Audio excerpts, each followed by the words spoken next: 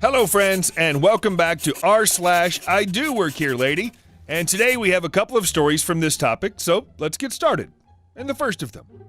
Crazy office worker prevents me from doing the job I was contracted to do. This is half a I do work here lady story and half a cautionary tale of making sure you over-inform people of what you're there for. A year ago, I was working as a helper for a fire alarm company that does testing and maintenance on fire alarm systems for industrial buildings, warehouses, and utility complexes. Usually in an office building setting, you wait until everyone goes home for the day, but some industries have multiple shifts and you have to just find the best time you can test the alarms. Our usual inspection involves setting off all devices one at a time, making sure they report properly, and inspecting sprinkler pipes to make sure they're in good shape. As a courtesy, not only for the customer but for ourselves, we silence fire alarm panels before setting things off and do a one-time horn strobe check to make sure those all work too, instead of having to hear them every time. After a while, you fall into a rhythm of hitting a smoke detector or pull station, wait for your partner to confirm he got the signal, reset if applicable, and moving on to the next thing. And you don't always inform those around you of what you're doing.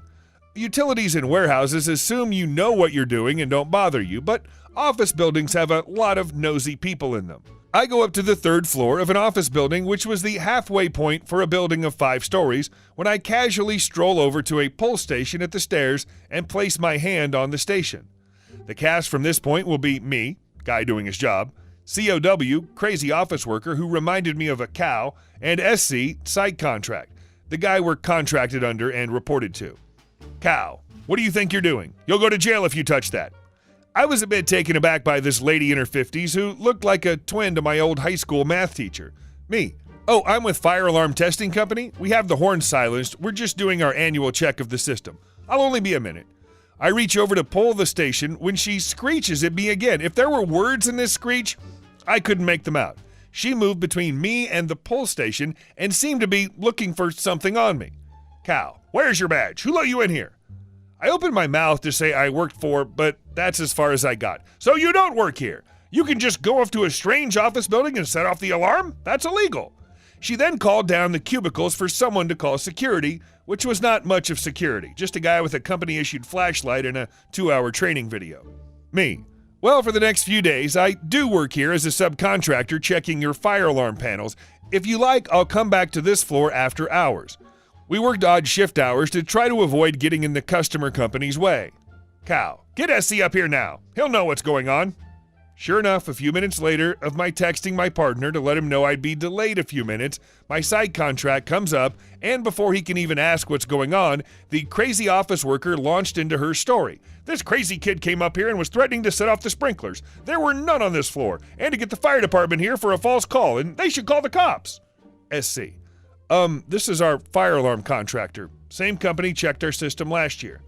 Cow, that's not the guy from last year. Me. Oh, you mean my partner?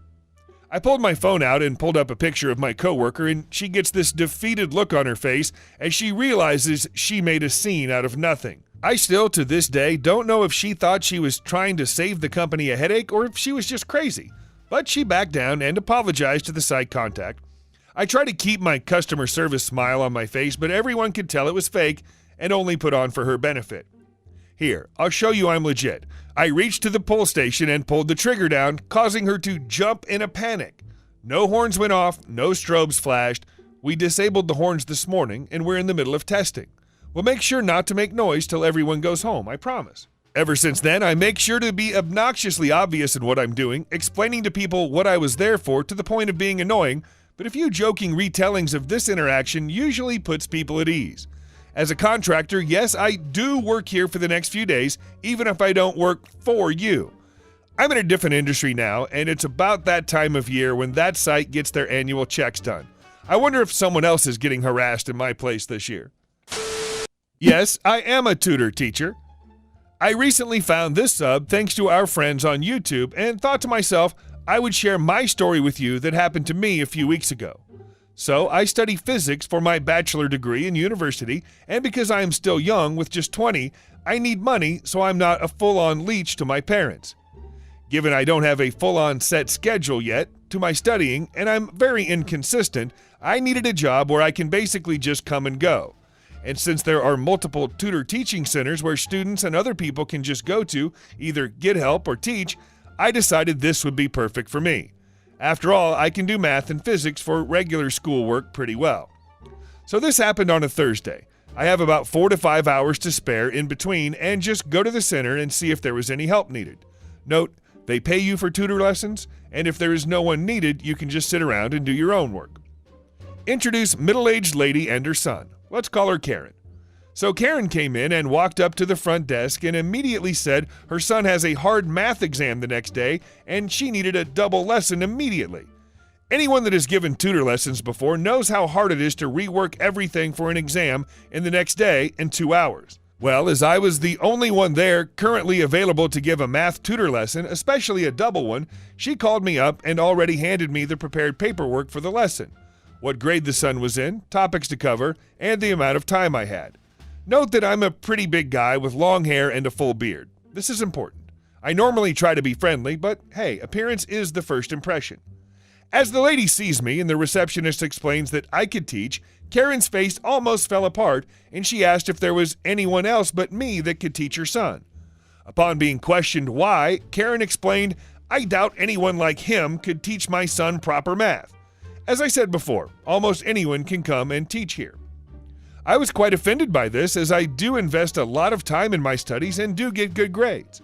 Anyway, the receptionist kept explaining that I was the only one currently here, over which Karen demanded to see the manager. Well, the manager came and I decided to just go back to doing my work as exams were coming up. After about 20 minutes and some yelling, I couldn't fully understand, the manager came to me and told me that Karen wasn't allowed to come here anymore and that she called me an uneducated drug addict, but eventually left in embarrassment after being showed both my grades and current education. Fair to say it's a story I still laugh about a lot, and ever since, I try to keep at least my hair somewhat tied back and wear more neutral shirts and not cause problems. We haven't heard of Karen since then. Entitled people think I'm too old to work at McDonald's. This happened not recently, but around 4 months ago, I think. Honestly, I forgot some parts, but I'll try to remember them for you. Cast, me, it's me. NM is nice manager, EL is entitled lady, EG is entitled guy, EK entitled kid. So, I worked at McDonald's. I quit like a month after this happened. That's another story for another time. It was a normal day. We didn't have much business, so I was the cashier, making small talk with my colleagues. I heard someone walking up, so I quickly finished and looked at the customer. Me, "Hi, welcome to McDonald's. How can I help you today?" EG, "Hi, could we speak to the manager, please?" They said it in a nice but kind of edgy tone. Me, "Sure. May I ask why, please?" EL, "No, get the manager." I was kind of confused and slightly offended, but oh well, I got the manager and they walked over to the entitled family. NM, "How can I help you?" EL, Yes, hi, my son would like a job here, particularly being a cashier. He could take EL, points at me, her job there. I suppose they're just a fill-in because you're understaffed." Me, "Sorry, ma'am? I work here." EL, "You do not. You're far too old. You look 25. Give my son the job." NM, "Sorry, we're full of staff. There's a Hungry Jack's down the road. If you take an application there, he might be able to." EL, "No, he can work here. Can you give my son your uniform, please? You can leave." Me, "Lady, I work here, and I deserve to work here. Let me do my job." EG, "Don't speak to my wife like that." NM, "Sorry, you guys have been really rude to the staff and clearly aren't here to buy anything. I'm going to have to ask you to leave." EL, "Do not speak to me like that. I want to speak to the owner." NM, "If you don't leave now, we will call the police. Don't respect our staff." EL kicked the counter, threw a salt shaker on the ground, and walked out holding her son's wrist. Apparently, they tried coming back a few days later, but the same manager was on his shift, so he kicked him out. Also, I was 17, not 25. Yes, I'm the driver. So a little bit of background before the story. I work at an industrial paint shop with a crew of 12 people, me included, and I'm the youngest at 20 years old. Everybody else is about 40 plus. I have a baby face and look like a young teenager, but I'm in a forklift half the day because out of the 12 people, only 3 are allowed to drive.